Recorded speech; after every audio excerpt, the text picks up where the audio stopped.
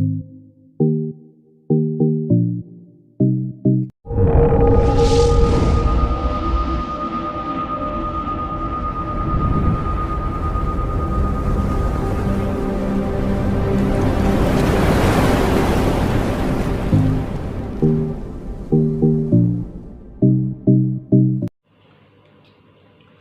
Friends, welcome to the medico learner. इस वीडियो में हम बात करने वाले हैं नोजिया और वोमिटिंग के बारे में।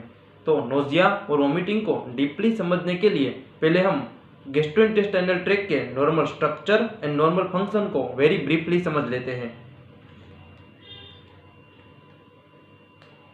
तो ये है पूरा गैस्ट्रोइंटेस्टाइनल ट्रैक्ट।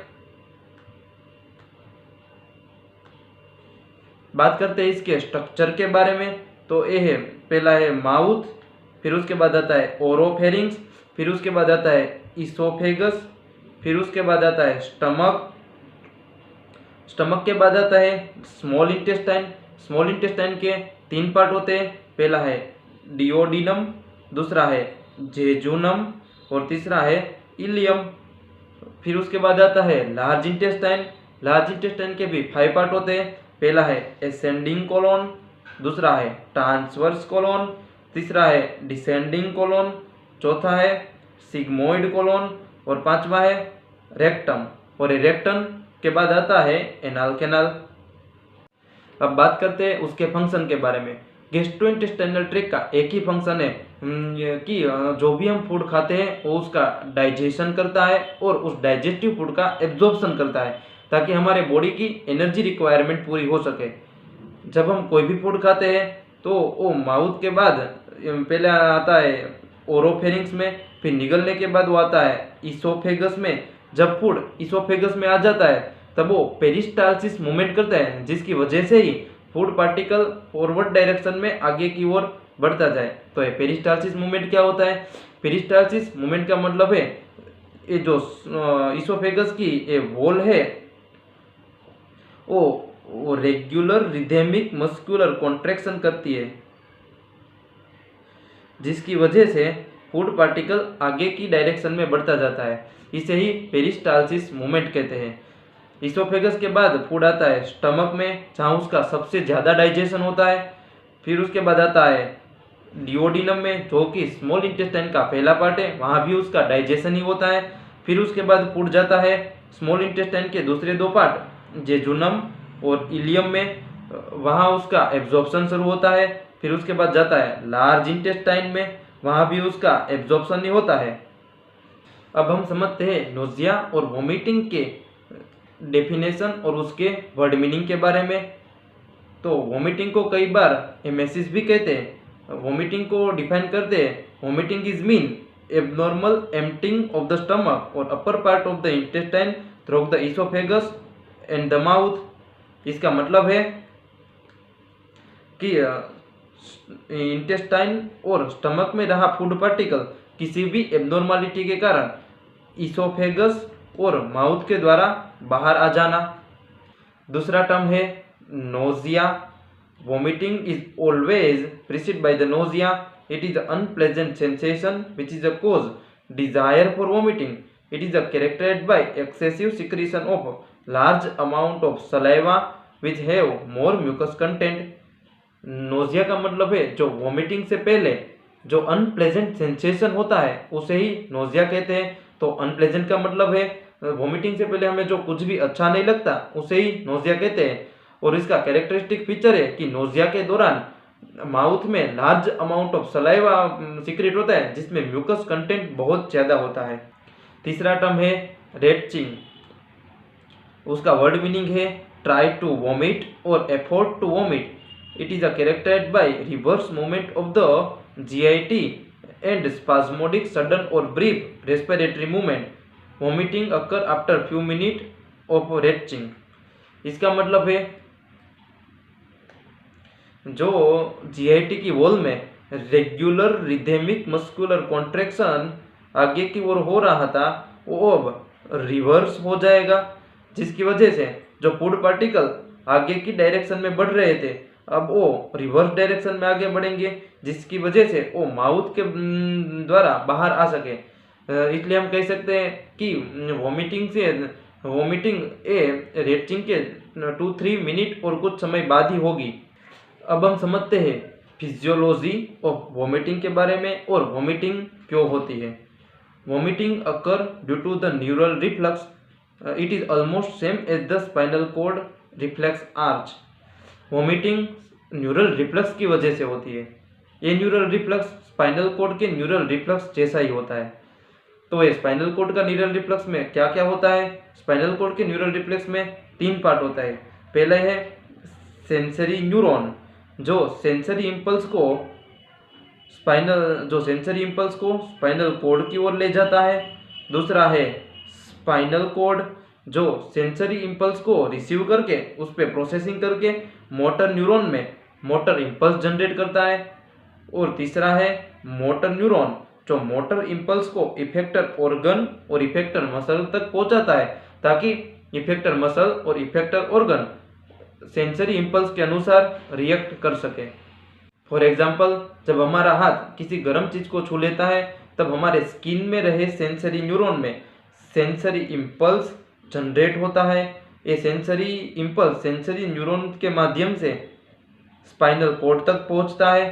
स्पाइनल कॉर्ड उस सेंसरी इंपल्स को आइडेंटिफाई करता है और उसके बाद वो मोटर न्यूरॉन में मोटर इंपल्स को जनरेट करता है और मोटर न्यूरॉन उस मोटर इंपल्स को इफेक्टर मसल तक पहुंचाता है और ये इफेक्टर मसल एक्ट करता है और इमीडिएटली हमारा हाथ उस गर्म चीज से हट जाता है। ये सारी प्रोसेस मिली सेकेंड में होती है। इसे ही हम रिफ्लेक्स आर्च कहते हैं। स्पाइनल कॉर्ड न्यूरल रिफ्लेक्स में जैसे ये 3 पार्ट थे, ऐसे ही वोमिटिंग न्यूरल रिफ्लेक्स में भी 3 पार्ट होते हैं। उसमें पहला है वोमिटिंग सेंटर। ये वोमिटिंग सेंटर डिफरेंट सिस्टम से डिफरेंट नर्व के माध्यम से सेंसरी इंपल्स को रिसीव करता है और उस सेंसरी इंपल्स के अनुसार ये वोमिटिंग सेंटर अलग अलग क्रेनियल नर्व में मोटर इंपल्स को जनरेट करता है और ये मोटर इंपल्स की वजह से ही वोमिटिंग की प्रोसेस शुरू होती है। अब हम बात करते हैं वोमिटिंग सेंटर के टाइप के बारे में। ये वोमिटिंग सेंटर के भी 3 टाइप होते हैं। उसमें पहला है मेजर वोमिटिंग सेंटर, जो प्रेजेंट होता है bilaterally on medulla oblongata near the nucleus tractus solitarius. अब जब हम ब्रेन का कोरोनल सेक्शन लेते हैं तो हमें कुछ ऐसा दिखता है, ये वाला, जिसमें दिख रहा है सेरेब्रल हेमिस्फीयर, फिर ये है सेरेबेलर हेमिस्फीयर, ये है मिड ब्रेन, ये है पोन्स और ये है मेड्यूला ऑब्लंगाटा और ये है स्पाइनल कॉर्ड। ये मेड्यूला ऑब्लंगाटा में बायलेटरली ये प्रेजेंट होता है। और जब हम ब्रेन का सजाइटल सेक्शन लेके देखते हैं तो ये कुछ ऐसा दिखता है और जिसमें ये रहा पोन्स, ये रहा मेड्यूला ऑब्लंगाटा, ये रहा मेजर वोमिटिंग सेंटर, जो न्यूक्लियस टेक्टस सोलिटेरिस के नजदीक होते हैं।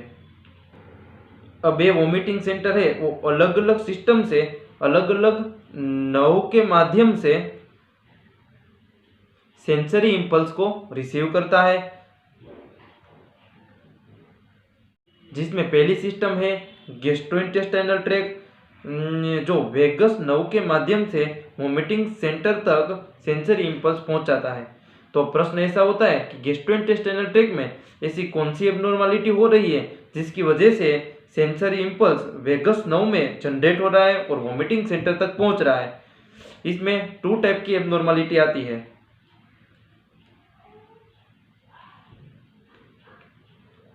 पहली है इन्फेक्शन और दूसरी है non infective. In infective type of abnormality पहली है फूड पॉइजनिंग। अगर खाने में कुछ एबनॉर्मलिटी हो गई जिसकी वजह से ऐसा हो सकता है। दूसरा है वायरल गैस्ट्रोएंटेराइटिस।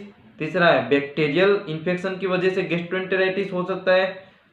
फिर दूसरा टाइप है नॉन इन्फेक्टिव एबनॉर्मलिटी, जिसमें गैस्ट्रोइंटेस्टाइनल ट्रैक्ट के ऑल पार्ट का इन्फ्लामेशन इंक्लूड है एक्सेप्ट द लार्ज इंटेस्टाइन, जिसको हम कोलाइटिस कहते हैं, इसमें इंक्लूड होता है। इन्फ्लामेशन ऑफ इसोफेगस, जिसे इसोफेजाइटिस कहते हैं। फिर इन्फ्लामेशन ऑफ द स्टमक, जिसको गैस्ट्राइटिस कहते हैं।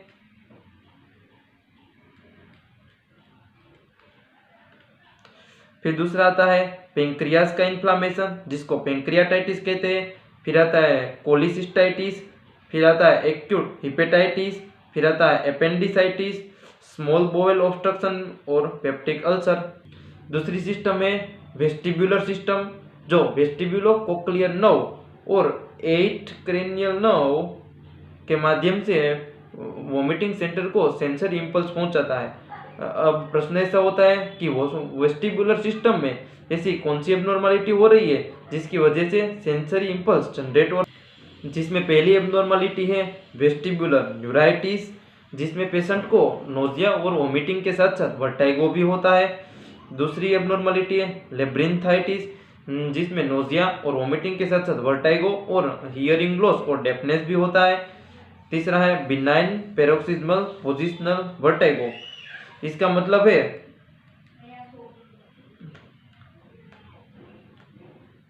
कि ये जो सेक्यूल और यूटिकल होते हैं उसमें यहाँ पे एक मैक्यूला होता है। इस मैक्यूला के स्ट्रक्चर में कैल्शियम कार्बोनेट CaCO3 के क्रिस्टल होते हैं, जिसको हम ओटोकोनिया कहते हैं। ये ओटोकोनिया अपनी जगह से डिसलोकेट होके पोस्टीरियर सेमीसर्कुलर कैनाल में पहुंच जाते हैं।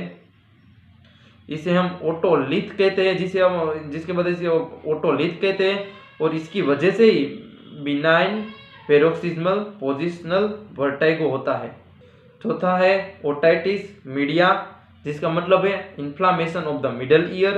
एंड पांचवा है मोशन सिकनेस, इसको ट्रैवलिंग सिकनेस भी कहते हैं। तीसरा सिस्टम है फेरिंजियल सिस्टम, जो सिंपैथेटिक एफरंट नर्व फाइबर के द्वारा वोमिटिंग सेंटर को सेंसरी इंपल्स भेजता है। अब प्रश्न ऐसा होता है कि फेरिंग्स में ऐसा क्या होता है जिसकी वजह से सेंसरी इंपल्स जनरेट होता है। तो जब फेरिंग्स में एक्सेसिव मैकेनिकल स्टिमुलेशन बारंबार मिलता है तब सेंसरी इंपल्स जनरेट होके वोमिटिंग सेंटर तक पहुंचता है। चौथी सिस्टम है कार्डियोवास्कुलर सिस्टम और हार्ट। ये भी सिंपैथेटिक एफरंट नर्व फाइबर के द्वारा ही सेंसरी इंपल्स को वोमिटिंग तक सेंटर तक पहुंचाता है। अब प्रश्न ऐसा होता है कि हार्ट में ऐसी कौन सी एबनॉर्मलिटी होती है जिसकी वजह से सेंसरी इंपल्स जनरेट होता है। तो इसमें पहली है मायोकार्डियल इस्केमिया और एंजाइना। दूसरे टाइप के वोमिटिंग सेंटर है क्रीमोरिसेप्टर ट्रिगर जोन। ये प्रेजेंट होते हैं at the floor of the fourth ventricle. अब हम ब्रेन का सजाइटल सेक्शन देखते हैं।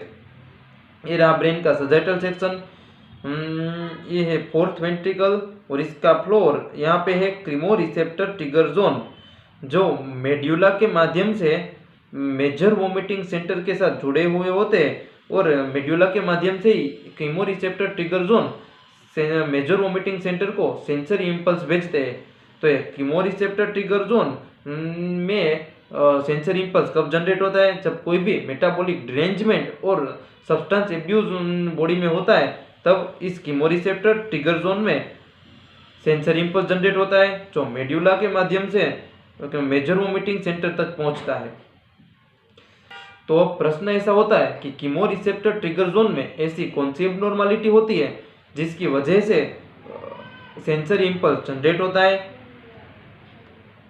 जिसमें पहली एबनॉर्मलिटी है मेटाबॉलिक कोज के कारण, जिसमें पहला है डायबिटिक कीटोएसिडोसिस, दूसरा है यूरेमिया, इसका एग्जांपल है किडनी फेलियर के कारण, तीसरा है हाइपोनेट्रेमिया जिसमें सोडियम का लेवल बहुत कम होता है, चौथा है हाइपर कैल्शियमिया जिसमें कैल्शियम का लेवल बहुत बढ़ जाता है, एंड पांचवा है एड्रिनल इनसफिशियंसी दूसरी एबनॉर्मलिटी है कोई भी ड्रग और सब्सटेंस एब्यूज के कारण, जिसको ड्रग इंड्यूस वोमिटिंग भी बोलते हैं, जिसमें आता है कीमोथेरापी, जिसमें सिस्प्लेटिन और कार्बोप्लेटिन के कारण होता है। और दूसरा है पोस्ट एनेस्थेसिया, तीसरा है ओपिएट पॉइजनिंग, चौथा है एंटीबायोटिक जो भी मोस्ट कॉमन है, एंड पांचवा है अल्कोहल, और अल्कोहल एडिक्शन के कारण भी ऐसा हो सकता है। तीसरे टाइप के वोमिटिंग सेंटर है हायर सेंटर, जो प्रेजेंट होते हैं सेरेब्रल कॉर्टेक्स में। ये रहा सेरेब्रल कॉर्टेक्स, ये यहाँ पे प्रेजेंट होते हैं, जो डायरेक्ट सेरेब्रल कॉर्टेक्स से वोमिटिंग सेंटर तक कनेक्ट होते हैं और डायरेक्टली सेंसरी इंपल्स को वोमिटिंग सेंटर तक पहुंचाते हैं। अब प्रश्न ऐसा होता है कि सेरेब्रल कॉर्टेक्स में ऐसी कौन सी एबनॉर्मलिटी के कारण सेंसरी इंपल्स जनरेट होता है, तो इसमें है एनी हेड ट्रॉमा के कारण, जिसको कॉन्क्यूशन भी कहते हैं। दूसरा है इंक्रीज इंट्राक्रैनियल प्रेशर, और बैड स्मेल और बैड टेस्ट के कारण भी सेंसरी इंपल्स जनरेट होता है। और लास्ट है साइकेट्रिक इलनेस के कारण भी सेंसरी इंपल्स जनरेट होता है। और इस तरह से जब मेजर वोमिटिंग सेंटर के पास किसी एक सिस्टम से और एक से ज़्यादा सिस्टम से सेंसरी इंपल्स आते हैं, तब उस सेंसरी इंपल्स के अनुसार ये वोमिटिंग सेंटर वोमिटिंग करवाने के लिए मोटर इंपल्स को जनरेट करता है, और इस मोटर इंपल्स को वो 5th, 7th, 9th, 10th and 12th cranial nerve के मोटर इनर्वेशन में सेंड करवाता है, जिसकी वजह से इस नर्व के माध्यम से उनसे वोमिटिंग की प्रोसेस को इनिशिएट कर सके। अब हम बात करते हैं एक्ट ऑफ वोमिटिंग के बारे में, और वोमिटिंग कैसे होती है। When sensory impulse reach up to vomiting centre, then vomiting centre give motor impulse through the 5th, 7th, 9th, 10th and 12th cranial nerve. That motor impulse lead sequence of event. जब sensory impulse vomiting centre तक पहुंचता है, तब vomiting centre उस sensory impulse के अनुसार motor impulse को 5, 7, 9, 10 and 12 cranial nerve में सेंड करता है। इस मोटर इंपल्स की वजह से हमारी बॉडी में सीक्वेंस ऑफ इवेंट स्टार्ट होता है। इसमें पहला है anti peristalsis which run from ileum to toward the mouth. Anti peristalsis का मतलब है जो रेटचिंग हो रहा था उसे ही हम एंटी पेरिस्टालसिस कहते हैं। इसमें क्या होता है, इसमें जो regular rhythmic muscular contraction gastrointestinal tract की वॉल में हो रहा था, जिसमें फूड पार्टिकल फॉरवर्ड डायरेक्शन में ही आगे बढ़ रहा था, अब वो रिवर्स हो जाएगा, इसे ही हम एंटी पेरिस्टालसिस कहेंगे। इसकी वजह से फूड पार्टिकल माउथ की ओर बढ़ने लगेगा। दूसरा है deep inspiration followed by temporary cessation of the breathing. तीसरा है क्लोजर ऑफ द ग्लोटिस। इसका मतलब है ये जो एपिग्लोटिस है अब वो क्लोज हो जाएगा, जिसकी वजह से जो ये वोमिटस और फूड पार्टिकल है अब वो ट्रेकिया में नहीं जाएगा, जिसकी वजह से न्यूमोनिया जैसी कॉम्प्लिकेशन नहीं होती है। चौथा है upward and forward movement of the larynx and the hyoid bone. अब ये जो हाइवॉइड बोन है और यहाँ पे ही लैरिंग्स आता है, उसकी अपवर्ड एंड फॉरवर्ड मूवमेंट होगी, जिसकी वजह से एसोफेगस कंप्लीटली ओपन हो जाएगी, जिससे वोमिटस इजीली माउथ में आ जाएगा इसोफेगस से। फिफ्थ है elevation of the soft palate. इसका मतलब है ये जो सॉफ्ट पैलेट है ये अपवर्ड डायरेक्शन में एलिवेटेड होगा, जिसकी वजह से वोमिटस नेजोफेरिंग्स में जाने से रुकेंगे। इसकी वजह से अपर रेस्पिरेटरी ट्रैक्ट के इन्फेक्शन होने से बचेंगे। सिक्स्थ है contraction of the diaphragm and the abdominal muscle with a characteristic jerk. Resulting in elevation of the intra abdominal pressure. अब ये जो एब्डोमिनल मसल है और ये डायाफ्राम है, अभी दोनों का कॉन्ट्रैक्शन होगा जिसकी वजह से इंट्रा एब्डोमिनल प्रेशर बढ़ेगा। उसके बाद आता है compression of the stomach between the diaphragm and the abdominal wall leading to the rise of the intragastric pressure। अब जब ये एंटीरियर एब्डोमिनल वॉल और एब्डोमिनल मसल और डायाफ्राम ये दोनों कॉन्ट्रैक्शन, दोनों में कॉन्ट्रैक्शन होगा, तब ये स्टमक है वो इन दोनों के बीच कंप्रेस होगा जिसकी वजह से इंट्रागैस्ट्रिक प्रेशर भी बढ़ेगा।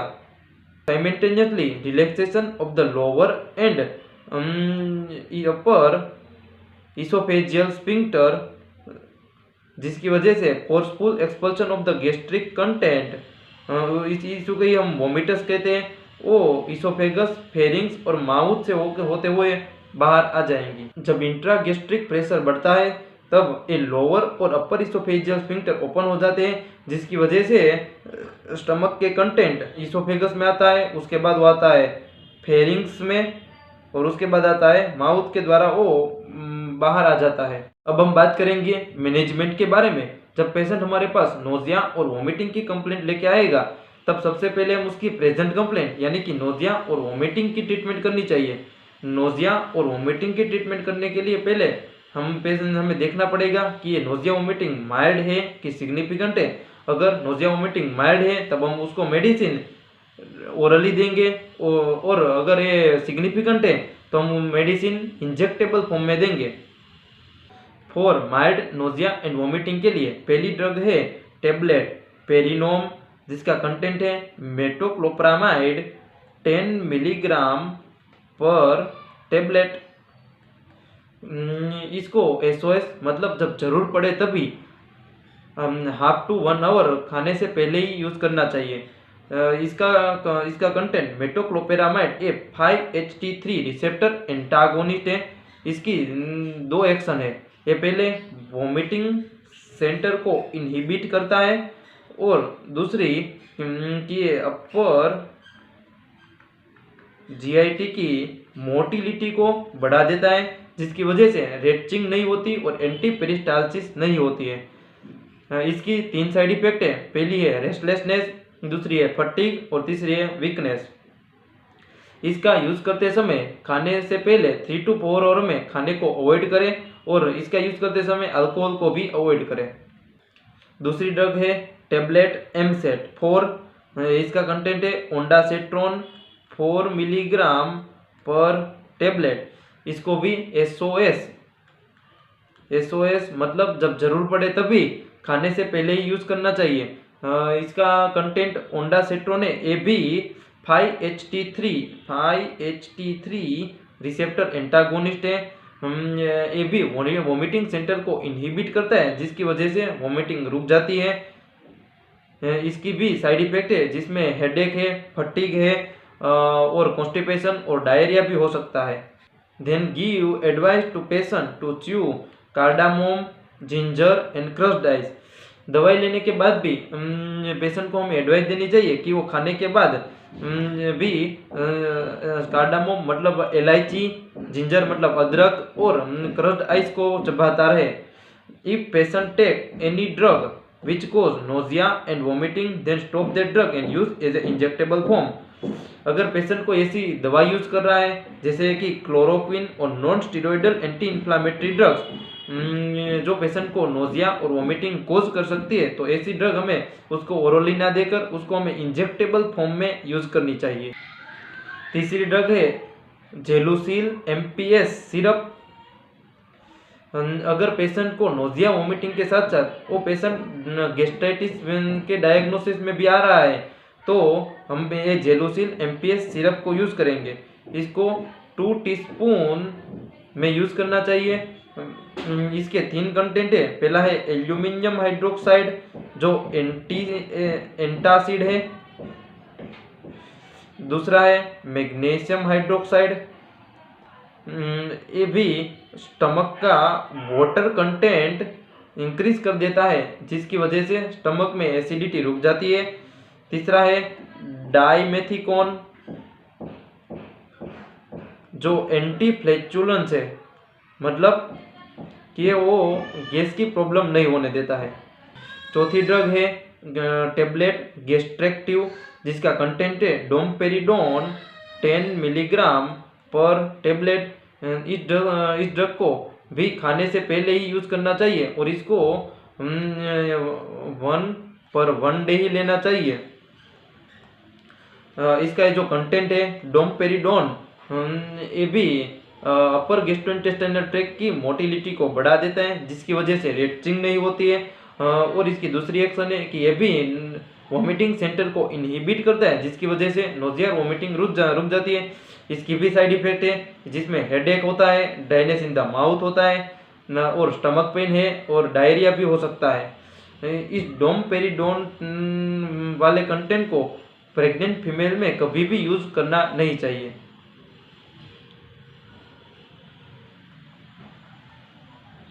फॉर सिग्निफिकेंट नोजिया और वॉमिटिंग के लिए हम मेडिसिन को इंजेक्टेबल फॉर्म में यूज करते हैं। इसमें पहला है इंजेक्शन पेरिनॉर्म, जिसमें भी मेटोक्लोपेरामाइड ही कंटेंट होता है।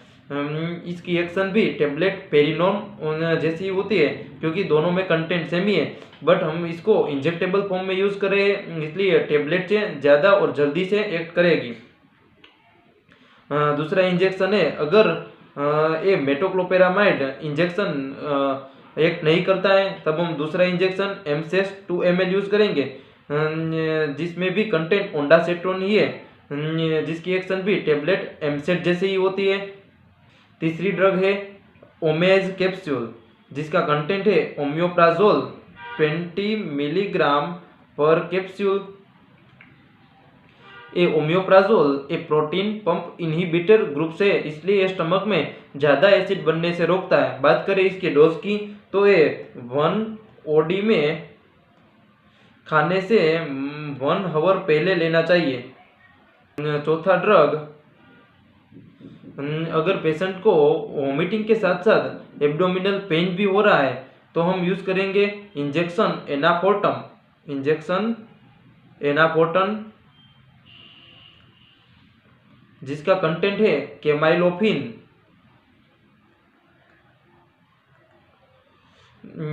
जो एक एंटी स्पाज्मोडिक है फॉर एब्डोमिनल मसल।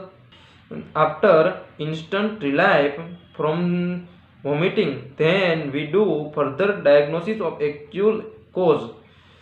जब पेशेंट की प्रेजेंट कंप्लेंट यानी कि नोजिया और वॉमिटिंग दूर हो जाए, तब हम पेशेंट का डायग्नोसिस करेंगे कि किस सिस्टम की एब्नॉर्मलिटी और पैथोलॉजी की वजह से पेशेंट को नोजिया और वॉमिटिंग हो रहा है। ये डायग्नोसिस फॉलोइंग पॉइंट पे डिपेंड करता है, जिसमें पहला है duration and pattern of the vomiting.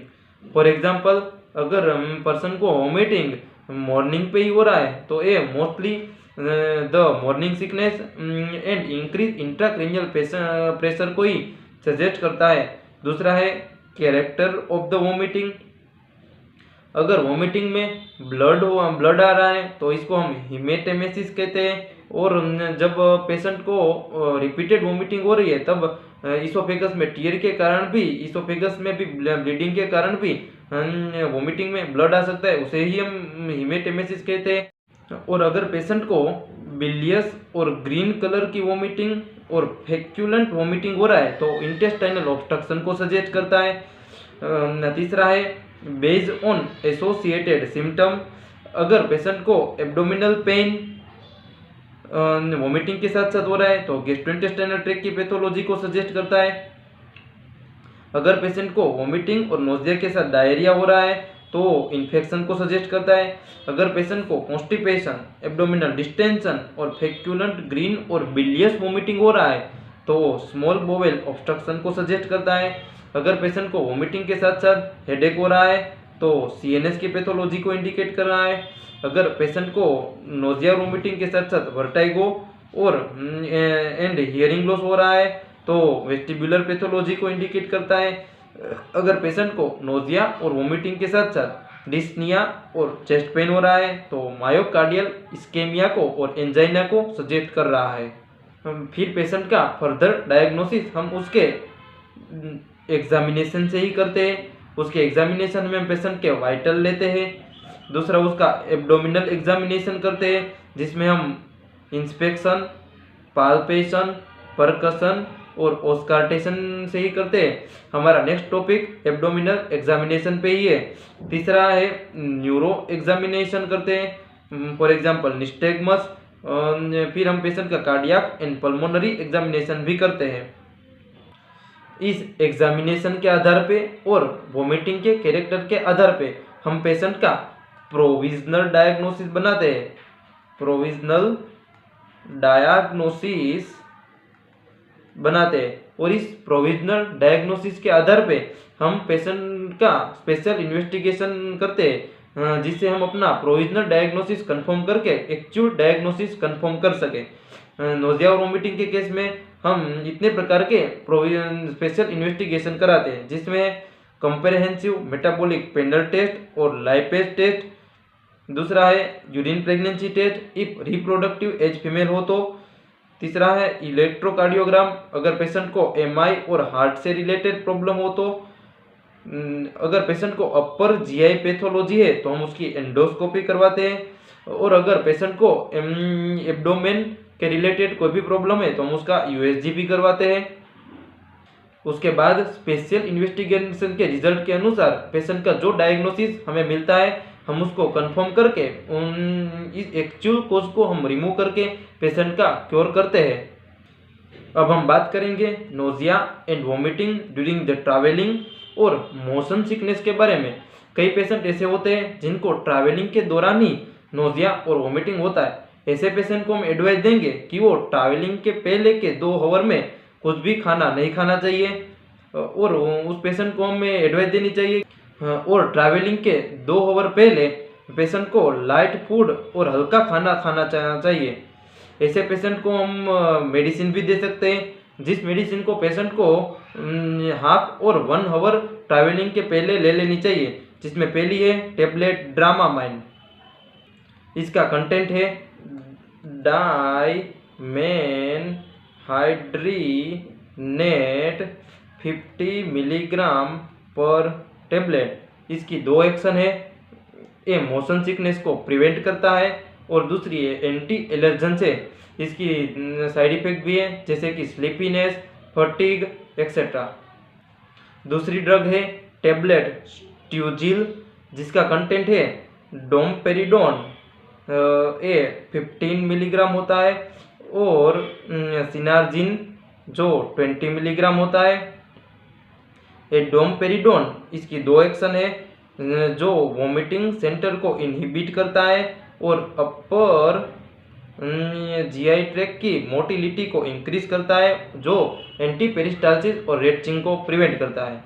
और ये सिनार्जिन एक कैल्शियम चैनल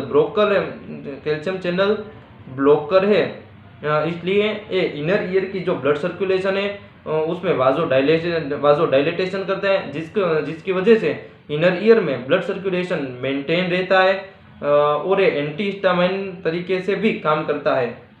ऐसे पेशेंट को मेडिसिन लेने के बाद प्लास्टिक बैग हमेशा साथ ही रखनी चाहिए और ऐसे पेशेंट को ट्रैवलिंग के समय जितना बन सके उतना फ्रंट सीट पे ही बैठना चाहिए और विंडो के बाहर जो ट्रीज है रास्ते में उसको नहीं देखना चाहिए और ऐसे पेशेंट